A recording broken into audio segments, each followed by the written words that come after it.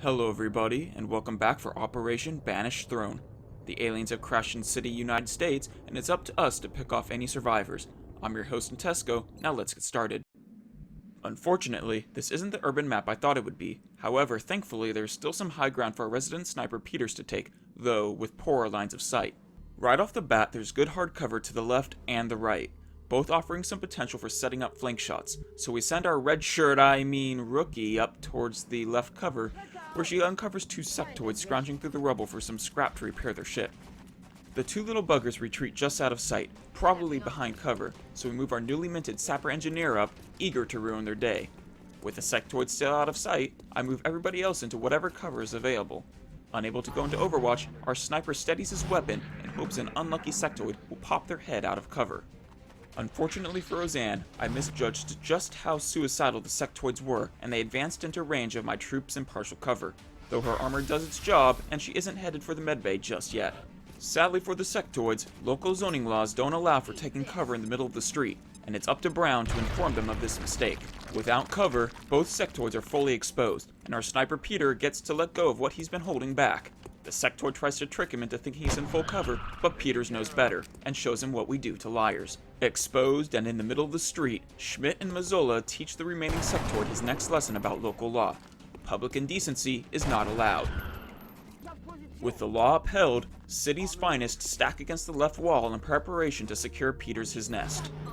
Chatter over the radio indicates more hooligans are a bit further down the street. With confirmation that there's no one on the other side of this wall, we move up our sniper and inch our way down the road. Peters finally gets into position, and next turn he'll be ready to lend some elevated precision support. Meanwhile, the rest of our team is still sneaking along the rubble in hopes of catching some sectoids with their pants down. The sectoids are so close I can taste them, but apparently so is the meld, so Roseanne splits the difference and takes the middle road. The big corner wall should hopefully block any line of sight from the street. Our team is in a delicate spot, and so Olieva activates the motion tractor to get her bearings. The meld is further than I thought, and the sectoids appear to be hanging out in the parking lot across the street. Olieva dashes up into an elevated position, getting eyes on a parking lot drug deal. This is a crime City's finest cannot abide, and so everybody preps for an aggressive push. Schmidt moves left in preparation for a flank, and Brown dashes into grenade lobbing distance. Overwatch is set in case of an attempt to outmaneuver us, and we wait for the next turn. This little sectoid is a rebel and doesn't play by the rules, so he tries to shoot Brown through an entire building. Obviously it fails. The second sectoid recognizes this mistake and elects to just go into Overwatch. Back on our turn, Peters offers what support he can, but apparently the drugs these sectoids have been dealing are steroids, and a 50 caliber round to the chest isn't enough to take him down. Geez, with a little bit of armor, these sectoids would be unstoppable. Brown can grenade both, but an exploding car is not guaranteed, and so neither is death. With no line of sight from Schmidt, Roseanne reluctantly braves the sectoid Overwatch. We've got one grenade and one shot. Brown lines up for the pitch, and it's good. One sectoid is dead, and the other is behind a burning truck. With a flashbang one tile out of range and no good shots, we pop smoke on Roseanne and go into Overwatch. Unfortunately, this sectoid understands the concept of a burning car, and knows not to stand next to one. Forgetting that he only needed one move to get away from the burning car, I send Brown forward right into an Overwatch. Thankfully, my mistake doesn't cost me my only pyrotechnics expert. It turns out to have been worth it though, as she is just in range to put a grenade at the sectoid's feet. And that's what we call overkill in the alien killing business. But that's okay, because I'm sure we wouldn't need those grenades down the road anyways. We've been catching sounds of a third pod of sectoids for quite a while, and now they finally stroll into view.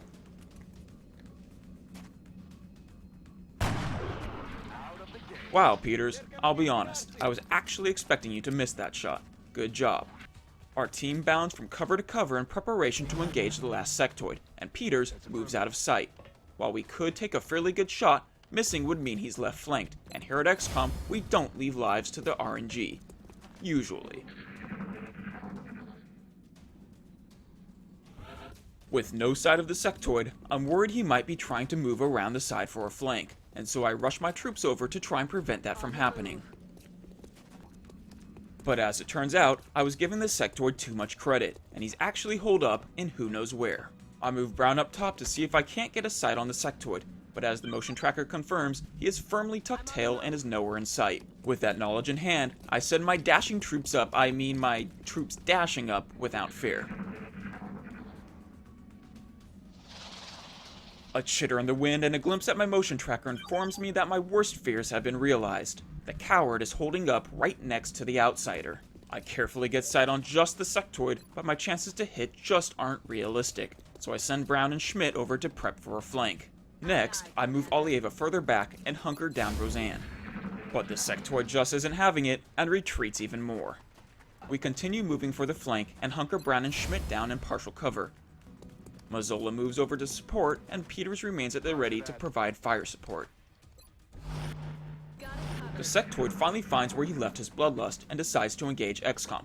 Unfortunately for him, he can't seem to find his competence too. Right now, we have to be very careful about maneuvering forward, or we might activate the outsider. Or we can just waltz up leisurely and put the whole mission in jeopardy. That works too. There is no way I can kill the outsider this turn, which means someone is probably going to die. My only goal now is to give everybody the best chances of not being hit by that outsider.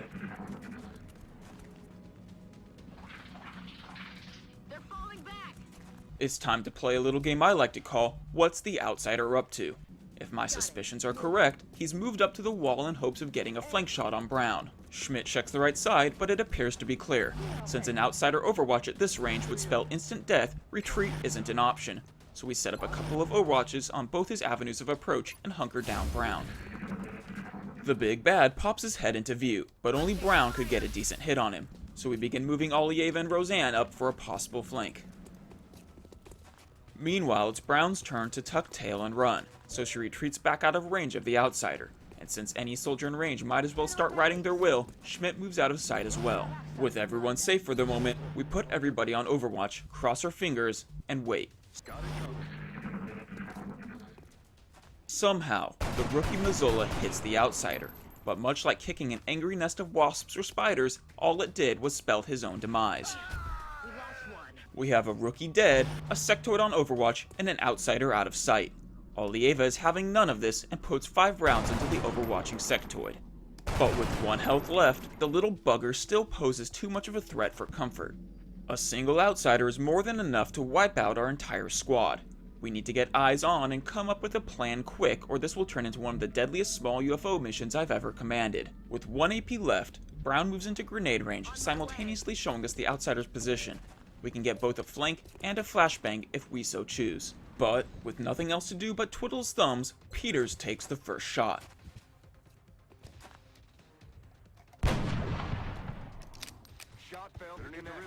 That's okay, Peters. You only probably doomed your entire squad. Brown, you've got this, right? I mean, it's a flank shot, and you even have a good crit chance, and son of a bitch! Welp. While I start writing life insurance checks, Schmidt lets off a flashbang to hopefully prolong our demise. There goes our one chance, our best opportunity of taking out this outsider. He digs into better cover, and our only advantage is gone. Of course, we also have a sectoid to finish off. With an easy flank, Olieva makes quick work of this 1 health sectoid. Oh, the outsider is in range, and Olieva's in partial cover. Yeah, no. We pull everyone back, set up overwatch, and move Peters into position to hopefully not screw over the entire squad this time. The sectoid moves up, but appears to be disoriented from the loss of blood and can't seem to find its target.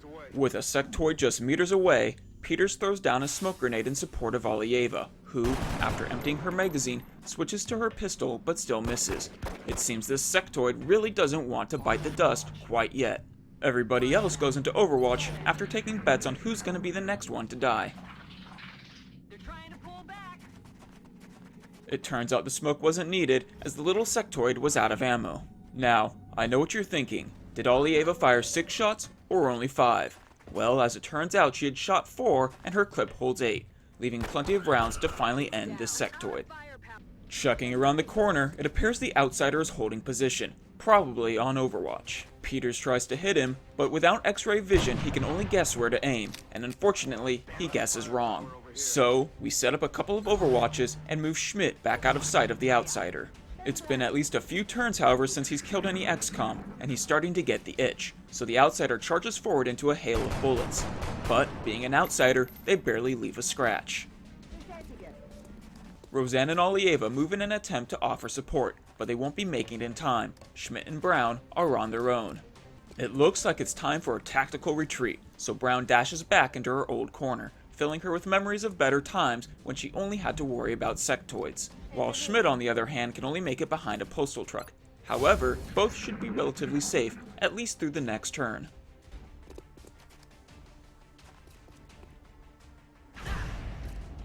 Did I say safe? I meant at risk of being mortally wounded. Schmidt is down and has an unknown number of turns till she bleeds out. Though in better news, Roseanne just won $50. All we can do now is continue moving into position, set up Overwatch, and hold tight. Don't worry, Brown, help is on the way. I promise you I'll do everything in my power to save my only sapper. The next thing that happens has me confused. Did the outsider just teleport?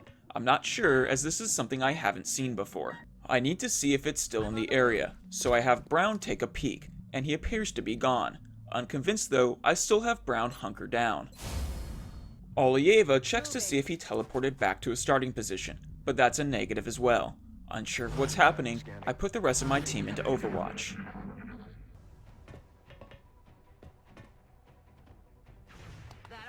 And there's the confirmation I needed. He's on the roof, and he's raining down hot plasma all around Brown. It's time for this asshole to die. He's killed or wounded 2 of my men, and my team is more than eager to avenge their fallen comrades. Brown starts us off as he gives the outsider a hearty middle finger in the form of a high-caliber bullet to the face. But it looks like we'll have to wait one more turn as the rest of the team finishes getting into position. Brown is taking no chances and gets out of sight. Pissed at the loss of her friends, Roseanne channels her hatred and lands the Overwatch, finally ending this outsider and the mission. This mission will forever serve as a reminder that even on a small UFO mission, a single outsider has the capacity to wipe the floor with your entire team. We collect the bodies of our dead and wounded and get back on the Sky Ranger. It's been a harrowing experience for the team, and the ride back to the base is a silent one. But I can assure you, this war will be a long one, and there will be many more casualties before it's over. 3 of our soldiers have earned promotions, while Schmidt has earned herself a much-needed rest in medical. Will she be put in for a medical discharge? We'll have to wait and see, but for now, she's earned her rest. Our team came away with a bit of scrap which should help us finance our gradual expansion. But let's get down to promotions. Olieva is now a Lance Corporal Infantry, giving her several options. While Steadfast is a useful ability for preventing panic, it can also be achieved via an item. Executioner is great for finishing off low health enemies, however Olieva is building up to be an Overwatch goddess, so she takes covering fire, allowing reaction shots when an enemy fires their weapon. All 3 Lance Corporal sniper abilities are great. Deadeye negates flying enemies' elevation bonuses, and Lone Wolf gives bonuses when you're far away from the rest of your team, which a Squad Sight Sniper often is. But with low profile, partial cover becomes full cover. Combined with the Marksman's Rifle, this is a powerful combo for maneuvering your precision support around the battlefield, and so that's what we choose. As for Roseanne, we give her a rocket launcher which she will gladly use to blow up outsiders in the future.